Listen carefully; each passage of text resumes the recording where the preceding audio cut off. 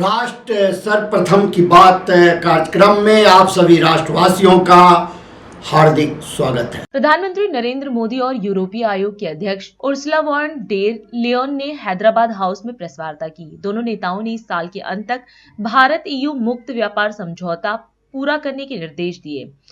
इस अवसर पर प्रधानमंत्री ने EU प्रतिनिधिमंडल का स्वागत करते हुए इसे अभूतपूर्व एंगेजमेंट बताया। उन्होंने 2022 रायसीना डायलॉग का जिक्र करते हुए भारत EU को नेचुरल पार्टनर्स कहा और इसे अगले दशक की प्राथमिकता करार दिया। इसके साथ ही प्रधानमंत्री ने यूरोपीय आयोग अध्यक्ष की भारत यात्रा को द्विपक्षीय संबंधों में एक मील का पत्थर बताया। भारत में यूरोपियन कमीशन की पहली यात्रा नहीं है, बल्कि यह किसी भी एक देश में यूरोपियन कमीशन का पहला इतना व्यापक एंगेजमेंट है और साथ ही कमीशन के नए कार्यकाल की सबसे पहली यात्राओं में से एक है। इस ऐतिहासिक अवसर पर मैं यूरोपियन कमीशन प्रेसिडेंट और कॉलेज ऑफ कमिश्नर्स का भारत में हार्दिक स्वागत करता हूं। फ्रेंड्स, भारत और EU की 2 दशकों की स्ट्रेटेजिक पार्टनरशिप नेचुरल है, ऑर्गेनिक है। इसके मूल में ट्रस्ट है, लोकतांत्रिक मूल्यों में साझा विश्वास है, शेयर्ड प्रोग्रेस और प्रोस्पेरिटी के लिए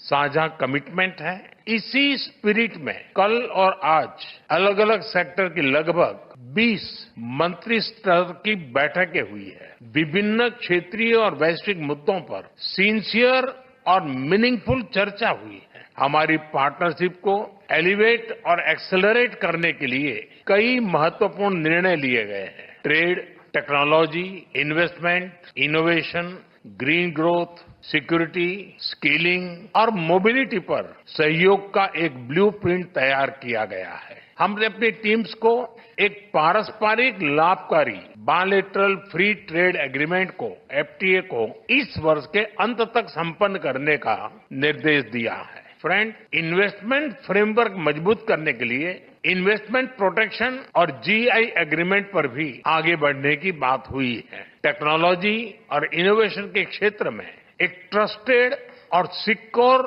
वैल्यू चेन हमारी साझी प्राथमिकता है। Semiconductor, AI, high performance computing और 6G में सहयोग बढ़ाने पर भी सहमति बनी है। हमने एक स्पेस डायलॉग शुरू करने का निर्णय भी लिया है। फ्रेंड्स, इकोलॉजी और इकोनॉमी का बैलेंस हमारी साझी प्रतिबद्धता रही है और इस दिशा में हमारा मजबूत सहयोग रहा है। हमने ग्रीन हाइड्रोजन फोरम और offshore wind energy business summit करने का निर्णय लिया है। EV बैटरीज, मरीन प्लास्टिक्स और ग्रीन हाइड्रोजन में ज्वाइंट रिसर्च किया जाएगा। साथ ही सस्टेनेबल अर्बन डेवलपमेंट पर हम अपने ज्वाइंट प्लान को आगे बढ़ाएंगे। कनेक्टिविटी के क्षेत्र में India, middle east, Europe economic corridor यानी IMEC उसे आगे ले जाने के लिए ठोस कदम उठाए जाएंगे। मुझे विश्वास है कि IMEC global commerce, sustainable growth और प्रॉस्पेरिटी को ड्राइव करने वाला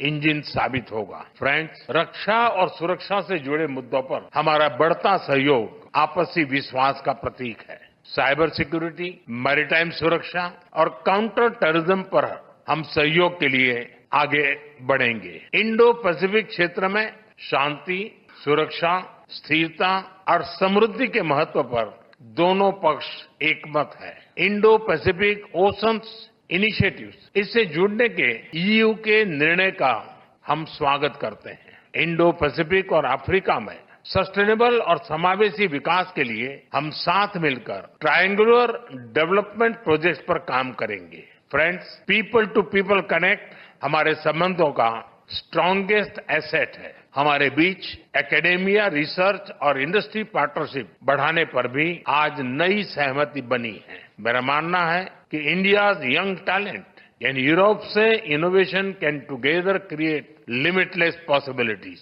हम EU की नई वीजा कैस्केड रेजिम का स्वागत करते हैं। इससे भारत के टैलेंटेड युवाओं की एबिलिटी को बेहतर मोबिलिटी मिलेगी। हमने आज तय किया है कि 2025 से आगे के समय के लिए भारत EU पार्टनरशिप का एक बोल्ड और एम्बिशियस रोड मैप बनाएंगे। इसका लॉन्च अगली भारत EU समिट के दौरान होगा। एक्सेलेंसी, आपकी इस भारत यात्रा से हमारी पार्टनरशिप को नई गति, ऊर्जा और उत्साह मिला है। ये यात्रा हमारे एम्बिशन को एक्शन में ट्रांसलेट करने का सबसे बड़ा कैटलिस्ट है। मैं अगली भारत ईयू समिट के लिए आपका एक बार फिर से भारत में स्वागत करने के लिए तत्पर रहूंगा। बहुत बहुत धन्यवाद। लोकसभा अध्यक्ष ओम बिरला ने आज नई दिल्ली में बदलते परिदृश्य को अपनाना, मेरा विकसित भारत 2047 विषय पर संगोष्ठी को संबोधित किया और इस बात पर जोर दिया कि देश समृद्धि के पथ पर आगे बढ़ रहा है। वहीं ओम बिरला ने ICMAI संस्थान की सराहना करते हुए कहा कि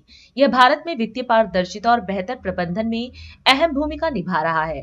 उन्होंने जोर देकर कहा कि इस संस्थान के सदस्यों के अनुभव से देश की आर्थिक प्रगति को बल मिल रहा है, जिससे भविष्य में निवेश में वृद्धि होने की संभावना है। ये संस्थान एक ऐसी संस्थान है जिसने भारत के अंदर वित्तीय पारदर्शिता के साथ किस तरीके से हम लागत कम कर हमारे उत्पादन को बढ़ा सकते हैं, उसका बेहतर मैनेजमेंट करने का काम ये संस्था के सदस्य करते हैं। और इस संस्था के सदस्यों के अनुभवों का लाभ देश की आर्थिक प्रगति के अंदर, संस्थान की पारदर्शिता के अंदर और संस्थान की लागत कम कर उत्पादन बढ़ाकर देश के आर्थिक जीवन में परिवर्तन करने का काम, बहुत बड़ा काम किया है। और इसीलिए आपकी सामर्थ्य का, आपकी क्षमता का, आपके मैनेजमेंट का, आपका विजन का बहुत बड़ा लाभ देश को मिल रहा है। और जिस तरीके की आपकी भूमिका है, निश्चित रूप से आपकी भूमिका से आने वाले समय के अंदर भारत में आर्थिक निवेश बढ़ेगा। दुनिया के अंदर आज भारत का सामर्थ्य बढ़ा है, भारत की ताकत बढ़ी है, लेकिन उसके साथ साथ भारत के कानून, भारत की वित्तीय पारदर्शिता, भारत के वित्तीय कानून में स्थिरता के साथ बदलते परिप्रेक्ष्य के अंदर आवश्यक परिवर्तन करते हुए किस तरीके से सहज सरल बना सकते हैं ताकि वित्तीय कानूनों में पारदर्शिता भी हो और सरलता भी हो, ताकि हम देश के अंदर आर्थिक निवेश को बढ़ा सकें। और इसीलिए आप देख रहे होंगे कि पहली बार, जहां अभी बासुरी जी ने बताया कि हमने अंग्रेजों के कानूनों को परिवर्तन करने का काम किया। अब भारत सरकार ने एक विजन दिया है कि हम कॉलोनाइजर कानूनों को परिवर्तन करते हुए भारतीय परिप्रेक्ष्य के अंदर, भारतीय आर्थिक के आधार पर हम कानूनों को बदलने का काम भी करें और जो कानून आवश्यक नहीं उनको रिपेल करने का भी काम करें। और उसी के साथ आप देख रहे होंगे कि GST लाया गया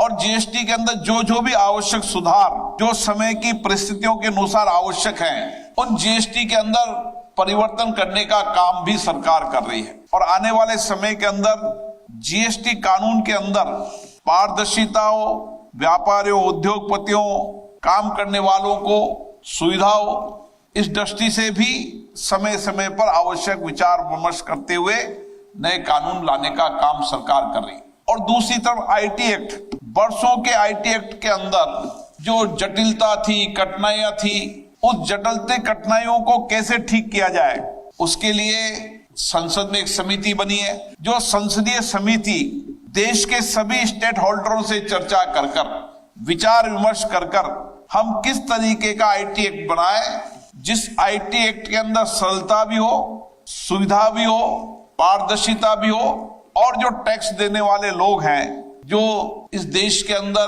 भारत की प्रगति में उनका योगदान है, उनको पारदर्शिता भी मिले। मुझे अभी आप लोगों ने चर्चा की है, निश्चित रूप से एक बड़े स्टेक होल्डर हो आप लागत मूल्यांकन के साथ, वित्तीय पारदर्शिता के साथ एक बेहतर तरीके से काम करते हैं। निश्चित रूप से समिति आपको भी सुनेगी और आपके सुझाव को भी प्राप्त करेगी, क्योंकि भारत के अंदर अगर हमें निवेश का एक बेहतर माहौल बनाना है, हमें अगर निवेश को आकर्षित करना है, तो हमारे वित्त परिचालन नियमों को अंतर्राष्ट्रीय नियमों के अनुसार भी और भारत के बदलती परिस्थितियों के अंदर अधिकतम निवेश आए, उसके अनुकूल बनाने की आवश्यकता है। और इसके लिए कंपनियों कानूनों के अंदर भी परिवर्तन किया है, लेबर लॉ कानून के अंदर भी परिवर्तन किया है। देश जहां जहां भी आवश्यकता समझ रही है, सरकार उस कानूनों को परिवर्तन करने का काम कर रही है। और आज हमें खुशी है कि दुनिया के अंदर भारत अवसरों की धरती है, जहां पर निवेश की संभावना है और दुनिया के देश आज भारत में निवेश करने की ओर आकर्षित हुए हैं, क्योंकि एक स्थायित्व राजनीति व्यवस्था, देश में डेमोक्रेसी है और डेमोक्रेसी के साथ एक स्थायी मजबूत सरकार है। और उसके नेतृत्व करने वाले एक विजनरी लीडर है, जिन्होंने राज्य के मुख्यमंत्री के रूप में काम किया, देश के प्रधानमंत्री के रूप में भी काम कर रहे हैं। उनके विजनरी नेतृत्व के अंदर देश कैसे आगे बढ़ सकता है। 10 साल उन्होंने भारत को एक निवेश के साथ साथ समाज के सामाजिक आर्थिक परिवर्तन करने के अंदर एक देश को दिशा देने का काम किया है। और आज हम ये कह सकते हैं कि दुनिया के अंदर भारत जहां तेजी से बढ़ती हुई आर्थिक व्यवस्था है, उसी के साथ देश के समाज के अंतिम व्यक्ति के जीवन के परिवर्तन करने के लिए भी नीतियों कार्यक्रमों की इसी तरीके की योजना बनाई जाती है। आज भारत के अंदर हम समाज के अंतिम व्यक्ति के जीवन को कैसे परिवर्तन कर सकते हैं। एक ऐसी व्यवस्था हो जिस व्यवस्था के अंदर लोगों को रोजगार मिले, नए रोजगार का सर्जन हो और एक स्किल्ड कुशलता और कौशलता भारत के नौजवानों में हो। ब्रेक का हम चलते हैं ब्रेक पर, आप कहीं जाए नहीं, छोटा सा break.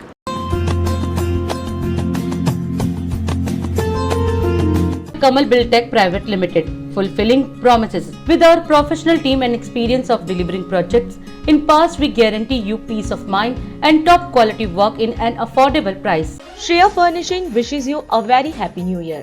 Our company is the biggest wholesale showroom in India with the finest fabric catering to all segments of the market. Visit our shop 1/88 WHS Timber Market, Kirtinagar, New Delhi. और अधिक खबरों के लिए आप हमारे YouTube चैनल दैनिक India दर्पण को अभी सब्सक्राइब करें और नोटिफिकेशन के लिए बेल आइकन को प्रेस करना ना भूलें। राष्ट्र सर्वप्रथम की बात कार्यक्रम में ब्रेक के बाद एक बार फिर आप सभी राष्ट्रवासियों का स्वागत है। दिल्ली उच्च न्यायालय ने शुक्रवार को एक याचिका को खारिज कर दिया, जिसमें इसके उस आदेश को लेकर स्पष्टीकरण का अनुरोध किया गया है जिसमें दिल्ली के सदर बाजार स्थित शाही ईदगाह पार्क में महारानी लक्ष्मीबाई की प्रतिमा स्थापित करने के मामले में दायर अपील का निपटारा कर दिया गया था। जयपुर ग्रामीण के सांभर थाना क्षेत्र में शुक्रवार सुबह एक मकान गिर गया, जिसके मलबे में दबकर एक महिला और उसके बेटे की मौत हो गई, जबकि 2 अन्य घायल हो गए। दिल्ली के कैबिनेट मंत्री प्रवेश वर्मा ने आम आदमी पार्टी के राष्ट्रीय संयोजक और पूर्व मुख्यमंत्री अरविंद केजरीवाल पर कड़ा प्रहार किया।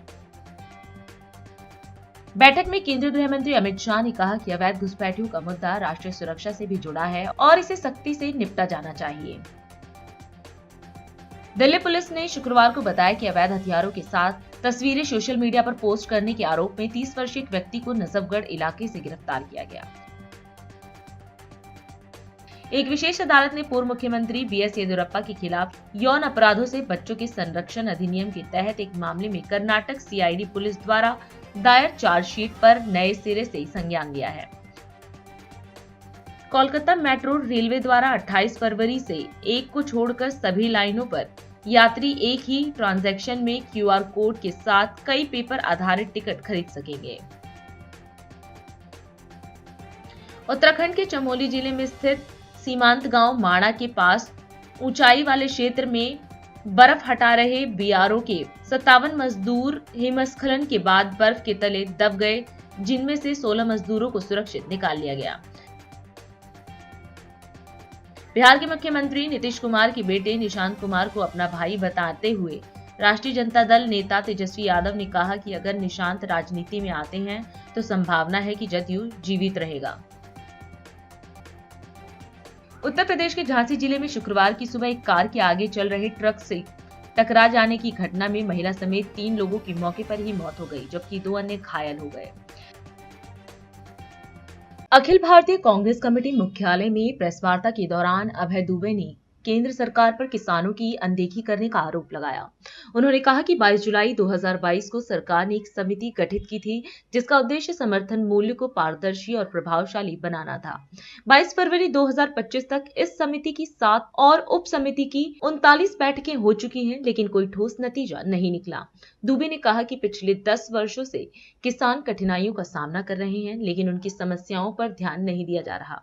उन्होंने यह भी बताया कि किसानों को दिया जाने वाला बोनस बंद कर दिया गया है और सरकार ने लागत का 50% से अधिक समर्थन मूल्य देने से इनकार कर दिया है। भारत की सरकार ने 22 जुलाई 2022 को एक समिति बनाई जिसमें ये कहा गया कि हम समर्थन मूल्य को पारदर्शी और प्रभावशाली बनाने के लिए ये समिति का गठन कर रहे हैं। साथ साथ ये भी कहा गया कि commission for agricultural cost and price जो समर्थन मूल्य का निर्धारण करता है उसको और अधिकार संपन्न बनाने के लिए और उसको और ऑटोनॉमी देने के लिए काम कर रहे हैं। अब कहानी यहां से प्रारंभ होती है कि इस समिति की 22 फरवरी 2025 तक 7 मीटिंगें हुई हैं और इनकी उप समितियों की 39 मीटिंगें हुई हैं। 22 फरवरी को देश के कृषि मंत्री भोपाल से दिल्ली के लिए एक विमान में उड़ान भरते हैं और देश के कृषि मंत्री ये पाते हैं कि उनकी जो कुर्सी है बैठने के लिए उस विमान में, उस पर वो असहज महसूस कर रहे हैं, उस कुर्सी पर बैठने में वो कठिनाई महसूस कर रहे हैं। तो एक तरफ उनका भोपाल से दिल्ली तक का जो सफर है 1 घंटे की यात्रा में उनको कष्टदायी लगता है और वो सोशल मीडिया पर अपनी उस पीड़ा को लेकर कोहराम मचा देते हैं। दूसरी तरफ कहानी उन किसानों की है जो सफर कर रहे हैं बीते 10 साल से वो यातनाएं भोग रहे हैं, बीते 1 दशक से यातनाएं भोग रहे हैं और 1 घंटे की यात्रा में उस पीड़ा को सहन नहीं कर पाते देश के कृषि मंत्री। वो यातनाएं क्या भोग रहे हैं? 10 सालों की यातना में जैसे ही तो सबसे पहला काम करती है किसानों के बोनस बंद करने का। अगर धान और गेहूं पर किसी प्रांत की सरकार ने दिया तो हम समर्थन मूल्य पर उसकी खरीदी को बंद कर देंगे। दूसरा निर्णय लेती है एक के बाद एक 3 अध्यादेश लेकर आती है। भूमि का अधिकार जो भट्टा परसोल से राहुल गांधी जी ने लड़ाई प्रारंभ करके 1 सदी के बाद किसानों को अधिकार संपन्न किया था, उसको एक के बाद एक 3 अध्यादेश लाकर छीनने का क्रम प्रारंभ कर। तीसरी प्रताड़ना और पीड़ा किसानों को दी जाती है कि सर्वोच्च अदालत में एक शपथ पत्र सरकार देती है और कहती है कि हम किसानों को लागत का 50% ऊपर समर्थन मूल्य नहीं दे सकते, नहीं तो बाजार डिस्टॉर्ट हो जाएगा। 2016 खरीफ में मध्य प्रदेश के सीहोर में घोषणा करते हैं कि विश्व की सबसे बड़ी अच्छी फसल बीमा योजना लेकर आ रहा हूं, जिसका हश्र ये होता है कि उनके खुद के गुजरात प्रांत सहित 6 प्रांत को योजना को बंद करते हैं और 63,000 करोड़ रुपए निजी कंपनियां किसानों के हक का लूट लेती है। कृषि के क्रूर काले कानून लेकर आते हैं, फिर कहते हैं कि आमदनी 2 गुना कर दूंगा 22 तक, तो उसका हश्र ये होता है कि किसानों की आमदनी एनएसएसओ बताता है कि 27 रुपए प्रतिदिन रह गई। आज जो पीड़ा की बात मैं कर रहा हूं वो बात है समर्थन मूल्य के कानूनी अधिकार की। 22 फरवरी को जब हरियाणा में मीटिंग करते हैं तो ये कहते हैं कि अभी पर्याप्त प्रमाण नहीं है, हमको और डेटा दीजिए, हमको और प्रमाण दीजिए, हम एक्सपर्ट से बात करेंगे। जैसा मीडिया में ये समाचार आया है, इस देश की सत्ता को किस बात के और प्रमाण चाहिए? क्या किसान मुहैया कराएंगे? Commission for agricultural cost and price आपका,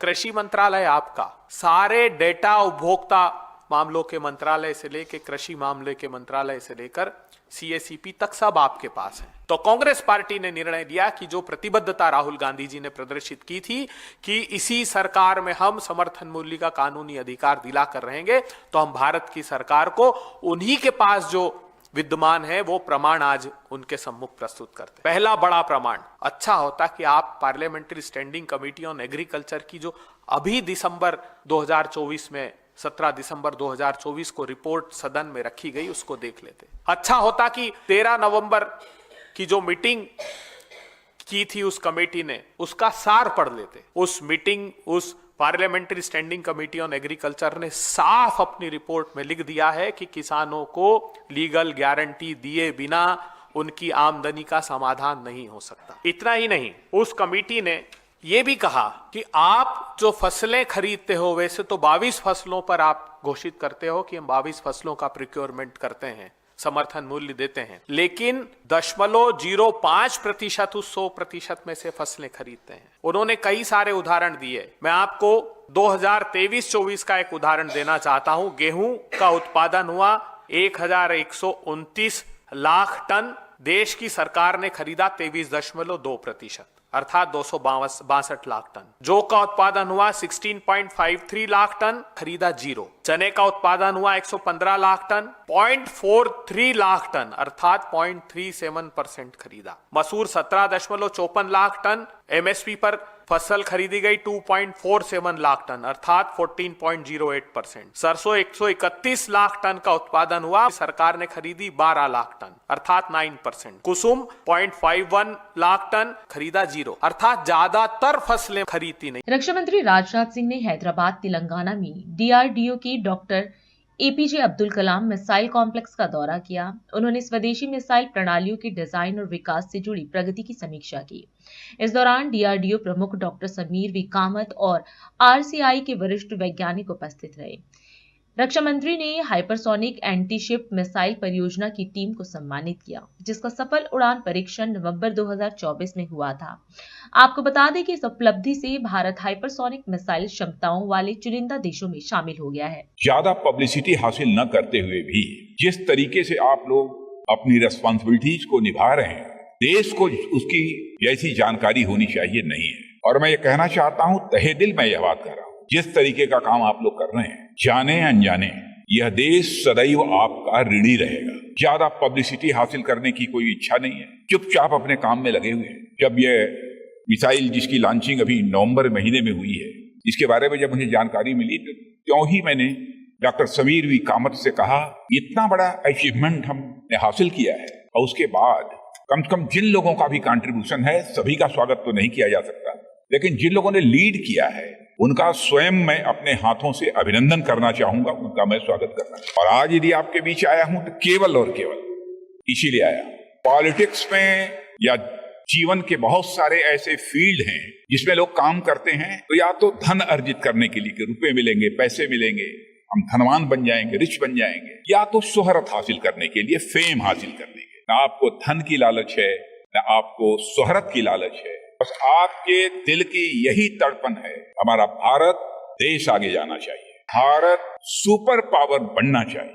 और जो कुछ भी आज मैंने देखा है उस आधार पर मैं कह सकता हूं, आप जैसे वैज्ञानिक जिस देश के पास हैं, उस देश को सुपर पावर बनने से दुनिया की कोई ताकत रोक नहीं सकती। समय का बनेगा, शक्ति के मामले में बनेगा। इकोनॉमी की साइज का जहां तक प्रश्न है, आप जानते हैं कि इकोनॉमी की साइज लगातार हमारी बढ़ती जा रही है। जो भारत 2014 में इकोनॉमी की साइज के मामले में जो पूरे वर्ल्ड में 11th पोजीशन पर खड़ा, वो जंप लेकर आज 5th पर है। और बड़ी बड़ी फाइनेंशियल फर्म्स सारी दुनिया की ये दावे के साथ कह रही हैं, भारत जिस तेजी के साथ आगे बढ़ रहा है, यहाँ के जीडीपी की जो ग्रोथ रेट है, उसको देखते हुए पूरे कॉन्फिडेंस के साथ ये कहा जा सकता है कि 2027 आते आते यह भारत दुनिया की टॉप 3 इकोनॉमीज में आकर खड़ा हो। अब टॉप 11 से 10 साल में हम टॉप 3 पर पहुंचे। टॉप 1 पर पहुंचने में मैं समझता हूँ कि आप जैसे वैज्ञानिक जिनके पास हो, समय नहीं लगे। लेकिन यात्रा होती है, कोई भी यात्रा हो, आप यहाँ से दूसरे डेस्टिनेशन पर पहुंचना चाहते हैं, कुछ समय तो लगता ही है, तो समय थोड़ा अधिक हो सकता है, थोड़ा कम हो सकता है, लेकिन हम कॉन्फिडेंट हैं, हम अपने डेस्टिनेशन को हासिल करके रहेंगे, पूरा विश्वास। और आज जिन लोगों का मैंने स्वागत किया है, सबको मैं अपनी तरफ से हार्दिक बधाई देना चाहता हूँ, तहे दिल बधाई देता हूँ। मैं बैठे बैठे मैं सोच रहा था, जिसकी शोहरत हासिल करने, फेम हासिल करने की इच्छा न हो, जिसके बहुत धन हासिल करने की इच्छा न हो, बट मिनिमम आपकी जो रिक्वायरमेंट्स है वो पूरी होनी चाहिए। स्वाभाविक है, जो इंसान है बच्चा है वो होनी चाहिए। सम्मान न मिले लेकिन कम से कम कोई बेइज्जत न करे, यह भी स्वाभाविक रूप से इच्छा हो। लेकिन मैं देखता हूँ कि आप किसी चीज की चिंता नहीं, शायद डीआरडीओ के लोगों ने कभी भी ये डिमांड नहीं की होगी कि हमारा पे स्केल बढ़ा दिया जाए, हमको लंप सम इतना ये स्टाइपेंड यह दिया जाए, वो दिया जाए, कभी नहीं डिमांड। मैं यही बैठे बैठे सोच रहा था कि आप लोग कितने बड़े मन के, मन जानते हैं ना, वैसे तो अंग्रेजी में उसको कॉन्सेंस कहते हैं, लेकिन वो अपने में परफेक्ट नहीं है, कितना बड़ा मन है। और ये मानकर चलिए कि मन जिन लोगों का बड़ा होता है वो स्पिरिचुअल होते हैं। छोटे मन का व्यक्ति कभी स्पिरिचुअल नहीं हो सकता। जो स्पिरिचुअल होगा, यदि किसी भी टारगेट को अचीव कर लेगा तो उसको बेहद खुशी की अनुभूति होगी, आनंद की अनुभूति होगी। और इसे कहा जाए कि अंत में परमानंद यानी परमात्मा को प्राप्त करने वाली अनुभूति हो। जितनी खुशी हो। भोपाल में राष्ट्रीय विज्ञान दिवस के अवसर पर मुख्यमंत्री मोहन यादव ने विज्ञान भवन में आयोजित कार्यक्रम में सहभागिता कर STEM शिक्षा में उत्कृष्टता केंद्र का शुभारंभ किया। इससे पहले उन्होंने विद्यार्थियों द्वारा लगाई गई विज्ञान प्रदर्शनी का अवलोकन कर उनसे संवाद किया। सीएम ने कहा कि यह केंद्र नवाचार को बढ़ावा देकर युवाओं को नई दिशा देगा। उन्होंने पीएम मोदी के नेतृत्व में विज्ञान के माध्यम से प्रदेश की तेजी से हो रही प्रगति को विकसित मध्य प्रदेश के संकल्प की ओर बड़ा कदम बताया। हमारे अपने देश के उदाहरण दुनिया भर में जा रहे हैं। डिजिटल पेमेंट का मामला हो, कोविड के समय ऐप के माध्यम से टीकों का रिकॉर्ड बनाने का मामला हो। अब बताइए, ये इंग्लैंड, अमेरिका, बड़े बड़े देश, लेकिन कोविड के टीके के हिसाब किताब रखने में उनके यहाँ इसका कोई सिस्टम नहीं था। किसको 6 महीने का समय मिलना चाहिए, एक दिन भी ऊपर नीचे नहीं आ रही। इतना बड़ा देश, कई सारे देशों को अगर अपने में समाहित करने, मुझे लगता है 100 से ज्यादा देश आ जाए अपने एक देश के अंदर। इतनी बड़ी आबादी हमारी, लेकिन उसके बावजूद भी व्यवस्था कितनी सुव्यवस्थित है, उसका एकमात्र कारण विज्ञान है। इस विज्ञान के आधार पर जो अपने नवीन तकनीक का, नई नई प्रकार की व्यवस्थाओं का लगातार जिज्ञासु होना, प्रोत्साहन होना और उससे बढ़कर के अच्छी चीजों को लागू करने की हिम्मत होना, ये जो समय है, वाकई ये नरेंद्र मोदी जी का समय है। हमें इस बात का आनंद है। आज विज्ञान दिवस है और विज्ञान दिवस के अवसर पर हम सब जानते हैं कि मध्य प्रदेश सरकार भी लगातार प्रोत्साहन दे रही है। यद्यपि हम जानते हैं श्रीमान चंद्रशेखर वेंकट रमन 28 फरवरी 1928 को आपने रमन प्रभाव की खोज की थी और राष्ट्रीय विज्ञान दिवस इसीलिए प्रत्येक वर्ष इसी दिन आज मनाया जाता है, 28 फरवरी। और अब ये एक अलग बात है कि 28 फरवरी का दिन हमारा सबसे छोटे महीने वाला दिन में आता है। इससे छोटा महीना होता नहीं। और ये तो अच्छा हुआ 28 में बने, 29 में होती तो 4 साल में एक बार मनाता। ये हमारे लिए बड़ी अलग प्रकार की दुनिया, लेकिन इसके हिसाब लगाने जाए कि हमारे यहाँ विज्ञान की जिज्ञासाएं और उत्तराखंड के सीएम पुष्कर सिंह धामी ने देहरादून के सहारनपुर में धर्मार्थ सेवा चैरिटेबल ट्रस्ट द्वारा आयोजित 63वें कोटिक लिंग रुद्र महायज्ञ में शिरकत की। उन्होंने भक्तों संग पूजा अर्चना कर प्रदेश की समृद्धि व जन कल्याण की प्रार्थना की है। सीएम धामी ने कहा कि ऐसे धार्मिक आयोजन समाज में सकारात्मक ऊर्जा फैलाते हैं और लोक कल्याण की भावना को मजबूत करते हैं। सुत दारा अरु लक्ष्मी पापी घर भी होए, संत समागम हरि कथा तुलसी दुर्लभ तो है। अर्थात पुत्र, सुंदर पत्नी और धन संपत्ति तो किसी के पास भी हो सकती है, परंतु संतों का समागम और हरि कथा, ये दोनों ही दुर्लभ हैं और ये दोनों ही जिनका सौभाग्य होता है उन्हीं को प्राप्त होता है। मैं स्वयं को सौभाग्यशाली मानता हूँ कि मुख्य सेवक के रूप में काम करते हुए मुझे आप सभी पूजनीय विद्वज्जनों का, हमारे विद्वान ब्राह्मणों का, आचार्यगणों का, सभी का आशीर्वाद और मार्गदर्शन निरंतर प्राप्त होता रहा है। भाइयों बहनों, हमारी जो सनातन संस्कृति है, उस सनातन संस्कृति में यज्ञों का हमेशा ही एक विशिष्ट स्थान रहा है और हमारे वेदों में यज्ञ को धर्म का मेरुदंड कहा गया है। ये देवताओं और मनुष्यों के बीच सेतु का कार्य करते हैं, यानी कि उनको कहीं न कहीं जोड़ने का काम करते हैं, जिसके माध्यम से हमें ईश्वरीय कृपा प्राप्त होती है और संपूर्ण सृष्टि को इस प्रकार के यज्ञों से एक सकारात्मक ऊर्जा मिलती है। ये न केवल हमारी आध्यात्मिक उन्नति का मार्ग प्रशस्त करते हैं, बल्कि समाज को भी धर्म के मार्ग पर, संस्कृति के मार्ग पर और नैतिक रूप से उनको समृद्ध बनाते हैं, उनका आत्मबल प्रदान करते हैं, उनको एक मजबूती प्रदान करते हैं, जिसके कारण से हम अपने कर्म पथ पर आगे बढ़ते हैं। अपने कर्म पथ पर हमको ऊर्जा प्राप्त होती है, हमको प्रेरणा प्राप्त होती है, हमको मार्गदर्शन प्राप्त होता है। एक पाथेय हमको इस प्रकार के यज्ञों से मिलता है। ये भव्य कोटि महायज्ञ का आयोजन हमारी सनातन परंपराओं की दिव्यता और भव्यता का एक जीवंत प्रमाण है और इस महानुष्ठान के अंतर्गत 1 करोड़ शिवलिंगों की स्थापना की गई है, जिसके बारे में आचार्य श्री ने अभी बताया, जो अपने आप में अलौकिक है और ये ऐतिहासिक दृश्य है, जिसमें हम सबको सम्मिलित और जिसका साक्षी होने का अवसर भगवान महादेव की कृपा से हमको मिल रहा है। 1 सप्ताह तक चलने वाले इस महायज्ञ में 151 विद्वान वेद पाठी ब्राह्मणों द्वारा वैदिक ऋचाओं के सामूहिक उच्चारण के साथ भगवान शिव का अभिषेक किया जाएगा, जिससे न केवल इस क्षेत्र में बल्कि संपूर्ण प्रदेश में और देश में आध्यात्मिक ऊर्जा में वृद्धि होगी। और जैसा आचार्य श्री कह रहे थे, निश्चित रूप से सनातन की जो ध्वजा है जो सनातन की धर्म ध्वजा है, उस धर्म ध्वजा को और ऊपर स्थान ले जाने में ये हमारा महायज्ञ जो है बहुत बड़ा माध्यम बनेगा। भाइयों बहनों, हम सभी सौभाग्यशाली हैं कि इस महान यज्ञ में अपनी श्रद्धा और आस्था की आहुति अर्पित करके सर्वे भवन्तु सुखिनः इस संकल्प के साथ राष्ट्र, समाज और सनातन संस्कृति के उत्थान में हम सबको महादेव की कृपा से इसमें सम्मिलित होने का, इसमें सहभागी होने का अवसर प्राप्त हो रहा है। मैं पूज्य आचार्य श्री को बहुत विशेष रूप से धन्यवाद देना चाहता हूँ, जिन्होंने मुझे इस दिव्य महायज्ञ में सम्मिलित होने का अवसर प्राप्त हुआ और ऐसे दिव्य दर्शन प्राप्त हो रहे हैं, आपके भी हो रहे हैं और महादेव के भी हो रहे हैं। आज हम इस कार्यक्रम में आपसे विदा लेते हैं। आप अन्य खबरों के लिए बने रहे। राष्ट्र सर्वप्रथम, वंदे मातरम, जाग उठा है भारत। राष्ट्र सर्वप्रथम